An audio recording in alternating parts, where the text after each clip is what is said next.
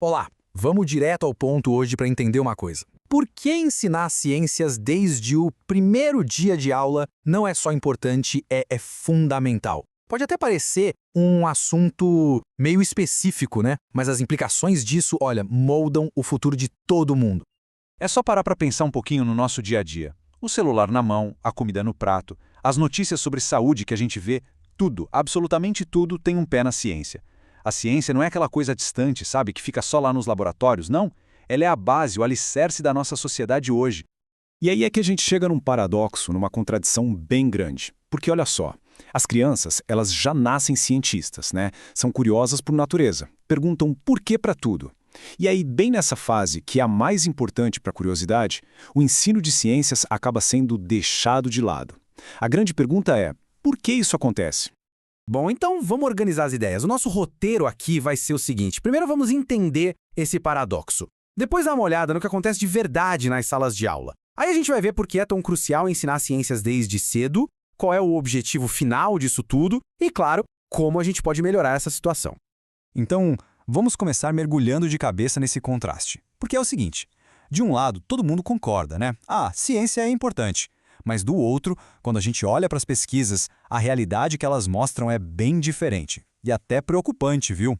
Principalmente ali nos primeiros anos da escola. Certo. E como é que esse paradoxo aparece na prática, no dia a dia? O que está realmente impedindo a ciência de florescer justamente onde ela deveria começar? Olha, na prática, os obstáculos são bem claros. Para começar, tem a insegurança de muitos professores com o conteúdo de ciências. Isso leva a aulas muito presas no livro didático, sem quase nenhuma atividade prática. Aí você soma isso um foco quase que total em biologia, esquecendo o resto, e ainda tem aquela ideia que é um baita erro de que criança pequena não entende conceito complexo. O resultado? A ciência fica lá para o fim da fila, depois de português e matemática. E essa citação aqui, ela é muito forte, porque ela vai direto no coração do problema. Não é má vontade, sabe? É um sentimento real de eu não me sinto preparado para isso. Essa insegurança é talvez a maior barreira que a gente precisa entender para poder superar. Ok, já entendemos os problemas, né? Agora vamos virar a chave. Por que é tão, mas tão importante superar essas barreiras todas? Por que essa insistência em ensinar ciências desde pequeno? A resposta está baseada em 3 pilares essenciais. O primeiro pilar é o progresso econômico. É simples. Países que investem em ciência têm economias mais fortes. O segundo é a cidadania. Uma pessoa que entende o básico de ciência toma decisões melhores sobre tudo: tecnologia, saúde, meio ambiente. E o terceiro pilar, que talvez seja o mais fundamental de todos, é que a ciência é a base para todo o resto do aprendizado. Ela ensina a observar, a perguntar, a pensar de forma crítica. E essas habilidades, elas ajudam em matemática, em português, em tudo. E não é só teoria não, os dados mostram isso claramente. Uma pesquisa super importante da OCDE, o PISA, descobriu que alunos de 15 anos que frequentaram a pré-escola tinham um desempenho bem melhor. O que isso quer dizer? Que a educação lá no comecinho, onde a ciência deveria ter um papel de destaque, é o que constrói a base para o sucesso lá na frente. Mas aqui tem um perigo enorme. Não é só sobre perder uma oportunidade de aprender. É pior. Uma primeira experiência ruim com ciências, sabe, aquela aula chata, só de decorar, que não tem nada a ver com a vida real, isso pode criar uma barreira, uma aversão para a vida toda. A criança decide bem cedinho que ciência não é para mim. E quebrar essa barreira depois, nossa, é muito, muito difícil. Certo, então vamos avançar um pouco. A gente está falando em ensinar ciências, mas para quê? Qual o objetivo final disso tudo? Se a gente olhar para a história, a resposta sempre fica ali, entre 2 grandes objetivos. De um lado, a gente tem a meta de formar os futuros cientistas, claro, isso é super importante. Mas a meta principal, a mais ampla, é outra. É formar cidadãos. A grande sacada não é que todo mundo se torne cientista, mas que todo mundo aprenda a pensar de um jeito científico. Usar a lógica, o pensamento crítico, para entender o mundo ao redor.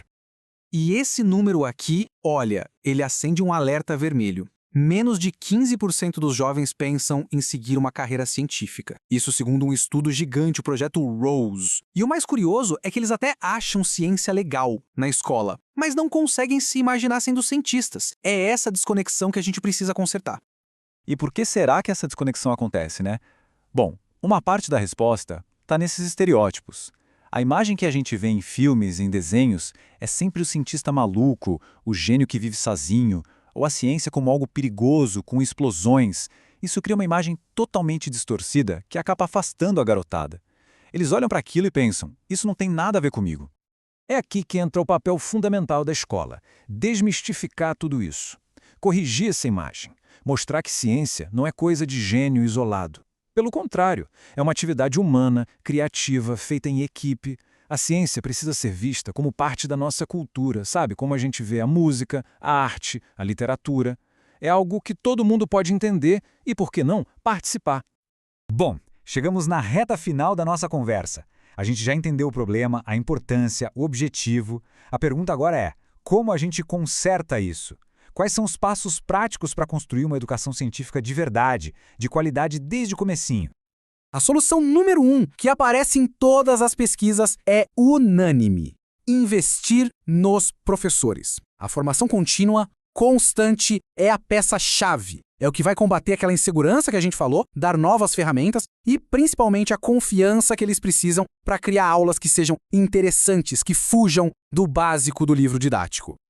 Mas, claro, não dá para jogar toda a responsabilidade nos professores.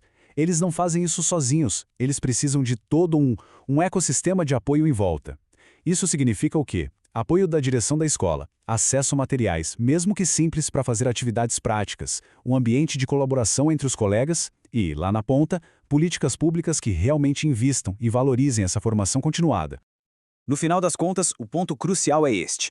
Investir na educação científica lá na infância não é só uma questão de currículo escolar. É muito mais do que isso. É um investimento direto no tipo de futuro que a gente quer. É a base para uma sociedade mais democrática, mais produtiva e, claro, mais sustentável. E para a gente fechar, fica uma reflexão. Cada criança que pega um ranço de ciência por causa de uma experiência ruim, ou que simplesmente nunca tem a chance de explorar esse mundo, é uma perda gigantesca. E não é só uma perda para a ciência, não. É uma perda para toda a nossa sociedade. Então a pergunta que fica no ar é: quem é que estamos deixando para trás quando falhamos em ensinar ciências desde o início?